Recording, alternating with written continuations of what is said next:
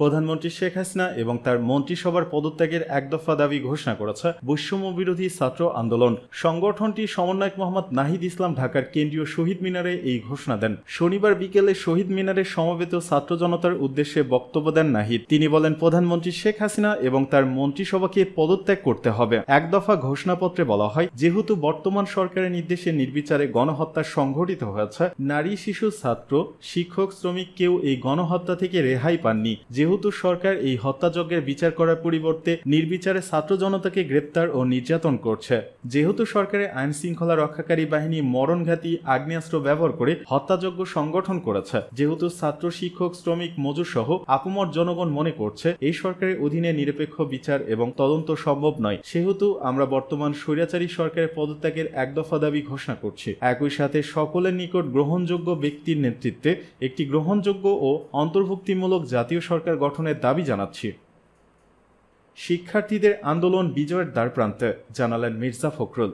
চলমান শিক্ষার্থীদের আন্দোলন বিজয়ের দ্বারপ্রান্তে এসে গেছে বলে মন্তব্য করেছেন বিএনপি মহাসচিব মির্জা ফখরুল ইসলাম আলমগীর। আজ শনিবার দুপুরে বিএনপির স্থায়ী কমিটির সদস্য আমির খসরু মাহমুদ চৌধুরী এবং নজরুল ইসলাম খানের বাসায় তাদের পরিবারের সদস্যদের সঙ্গে দেখা করে সাংবাদিকদের কাছে তিনি এ মন্তব্য করেন। মির্জা ফখরুল বলেন, এবার তরুণরা জেগে উঠেছে। তরুণদের এই জাগরণ পরাজিত হওয়ার কোনো সুযোগ নেই। এই অত্যাচার পাকিস্তানি হানাদার বাহিনীকেও হার মানাচ্ছে। এই আন্দোলন বিজয়ের দ্বারপ্রান্তে, এটার বিচার হবেই। তিনি বলেন, ছাত্রদের এই আন্দোলনে শুধু সমর্থন নয়, সব রকমের সহযোগিতা থাকবে বিএনপির। একই সঙ্গে দেশবাসীকে এই আন্দোলনে সামিল হওয়ার আহ্বান জানায়। মির্জা ফখরুল বলেন, দেশে একটি গণজাগরণ শুরু হয়ে গেছে। ছাত্রদের বৈষম্য বিরোধী আন্দোলনে দেশের সমস্ত জনগণ একসঙ্গে যোগ দিয়েছে। এই আন্দোলনের সবচেয়ে বড় দিক হচ্ছে সমস্ত ভয়কে উপেক্ষা করে সমস্ত মানুষ একসঙ্গে যোগ দিয়েছে। বিএনপি মহাসচিব আরো বলেন, বিএনপি সহ অন্যান্য যাদের গত এক বছর ধরে গ্রেপ্তার করা হয়েছে, তারা অমানবিক জীবনযাপন করছে। কারাগারের পরিবারের লোকজনদের সঙ্গে তাদের দেখা করতে দেওয়া হচ্ছে না, এমনকি ঔষধপত্র পাঠাতেও দেওয়া হচ্ছে না।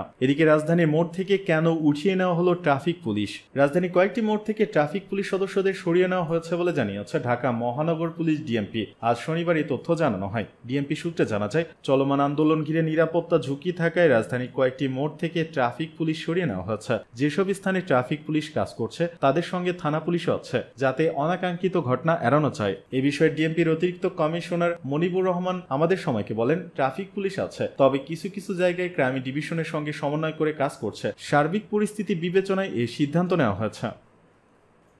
পদত্যাগ ছাড়া আর কোনো পথ খোলা নেই, মন্তব্য গণতন্ত্র মঞ্চের। সরকারের সামনে পদত্যাগ করা ছাড়া আর কোনো পথ খোলা নেই বলে মন্তব্য করেছে গণতন্ত্র মঞ্চ। পাশাপাশি শিক্ষার্থীদের অসহযোগ আন্দোলনের প্রতি পূর্ণ সমর্থন জানিয়েছে গণতন্ত্র মঞ্চ। তারা বলছে, এই সরকারকে আর তারা ক্ষমতায় দেখতে চায় না। কাল বিলম্ব না করে এবং আরও কোনো মায়ের বুক খালি না করে অনতিবিলম্বে পদত্যাগের রাজনৈতিক সিদ্ধান্ত গ্রহণেরও আহ্বান জানানো হয় সংবাদ সম্মেলনে। বলা হয়, এই সরকারের মৃত্যু ঘণ্টা বেজে গেছে। যদি শুভবুদ্ধি থাকে তাহলে তারা পদত্যাগ করবে, কারণ এখন একমাত্র রাজনৈতিক সমাধান হচ্ছে পদত্যাগ। শনিবার রাজধানীর তোপখানা রোডে নাগরিক ঐক্যের কেন্দ্রীয় কার্যালয়ে গণতন্ত্র মঞ্চের এক জরুরি সংবাদ সম্মেলনে মঞ্চের নেতারা এসব কথা বলেন। সংবাদ সম্মেলনে নাগরিক ঐক্যের সভাপতি মাহমুদুর রহমান মান্না বলেন, মৃত্যুর একটা মিছিল শুরু হয়েছে। এটা একটা মৃত্যু উপত্যকা বানিয়ে ফেলেছে। প্রধানমন্ত্রী শেখ হাসিনা এখনো বুঝতে পারছে না যে তার যে পদত্যাগের রাজনৈতিক মৃত্যু ঘণ্টা বেজে গেছে সেটা উনি ঠিক মতো বুঝতে পারছেন না, থামাতে পারবেন না। আমরা মনে করি এই সরকারের মৃত্যু ঘণ্টা বেজেছে, তাদের যেতে হবে। যদি শুভবুদ্ধি থাকে তাহলে পদত্যাগ করেন। যত তাড়াতাড়ি পদত্যাগ করবেন তত ক্ষয়ক্ষতি কমাতে পারবেন, নিজেদের ক্ষয়ক্ষতি। আর যত দেরি করবেন তত দেশের ক্ষতি হবে। মান্না বলেন, কাল বিলম্ব না করে অবিলম্বে পদত্যাগ করতে হবে। একটা খেলা খেলার চেষ্টা করছেন। পদত্যাগ করব, তারপরে দিয়ে যাব কার কাছে? ওই কাণ্ডটা এরশাদ সাহেবও করেছিলেন। তুমি যাও, তারপরে কি আসবে আমরা বুঝবো, আন্দোলনকারী শক্তি বুঝবে।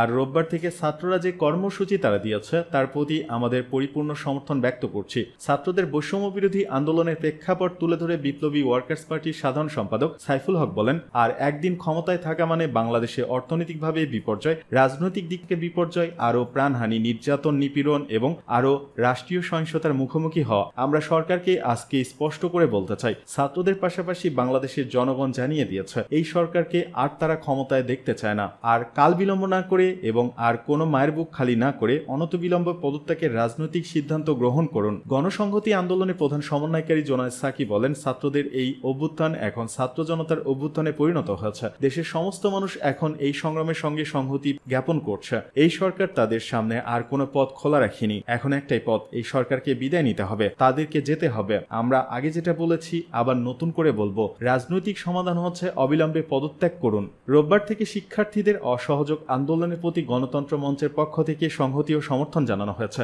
পাশাপাশি ছাত্র জনতার ডাকে দেশবাসীকে ছাত্রদের পাশে দাঁড়ানোর জন্য আহ্বান জানায় গণতন্ত্র মঞ্চ।